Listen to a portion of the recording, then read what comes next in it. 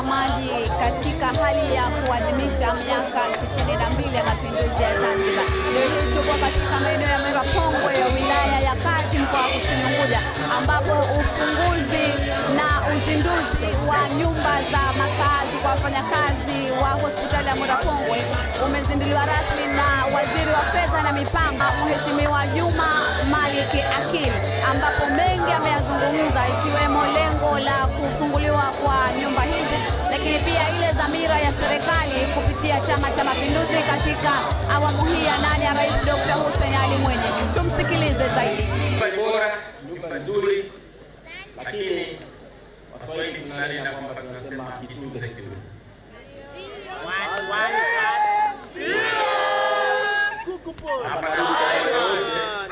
Watakaopata bahati ya kukaa ndani ya nyumba kuishi, lakini pia kwa uzazi kuhakikisha kwamba nyumba zetu hizi tunazitunza kama mboni ya jiji. Lakini pia hii sehemu tu ya huduma za afya ambazo zinatolewa na serikali, ama serikali imejikita kabisa katika kutoa huduma kwa wananchi. Imezindua hospitali na kituo cha kisasa kabisa cha matibabu ya saratani ambacho ni site tayari. Lakini pia kwa taarifa tu, hospitali yetu ya rufaa ya Mnazi Mmoja inaendelea kufanyiwa kazi ya ukarabati wa hali ya juu. Hii ndio ya kisasa zaidi.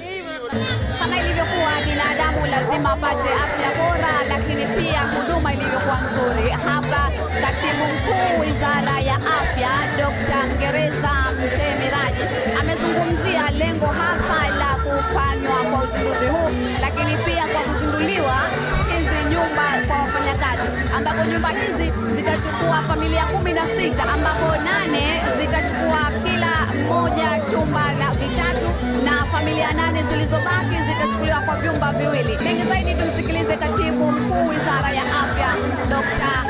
Mngereza.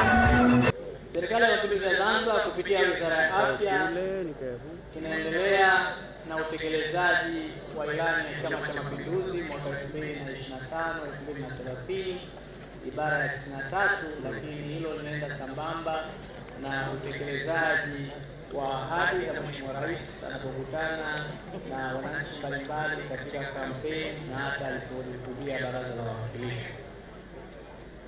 Kupitia ahadi hizo na maelekezo ya ilani ya Chama cha Mapinduzi, Wizara ya Afya tumetakiwa kuimarisha sekta ya afya ili kuboresha ustawi na kupunguza vifo vinavyotokana na magonjwa ya kuambukiza na yale yasiyoambukiza.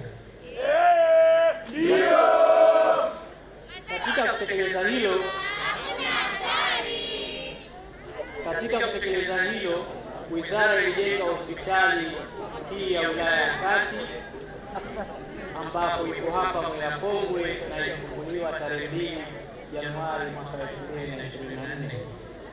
Hospitali hii inatoa huduma za hadhi ya hospitali ya wilaya, inahudumia zaidi ya wananchi 132,000 wa wilaya ya Kati na maeneo ya jirani.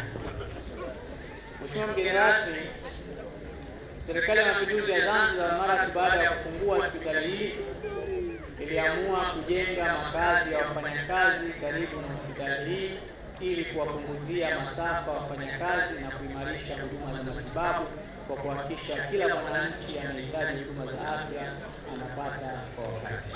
Akitoa salamu kwa niaba ya mkuu wa mkoa wa Kusini, mkuu wa wilaya ya Kati ndugu Rajab Ali Rajab amesema serikali na kila sababu ya kushukuriwa pamoja na kumpongeza mkuu wa mkoa wa Kusini kwa uongozi ulio bora, sambamba na kuwataka wananchi ama vijana kuhakikisha wanatumia fursa vyema ya huduma za afya kupitia hospitali hii ya Mwera Pongwe.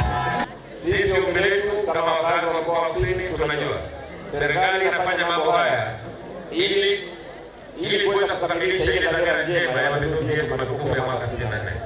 Wazee wetu wamepindua kwa dhamira ya wananchi wao waweze kupata afya bora, tuweze kupata elimu nzuri, tuweze kupata makazi bora.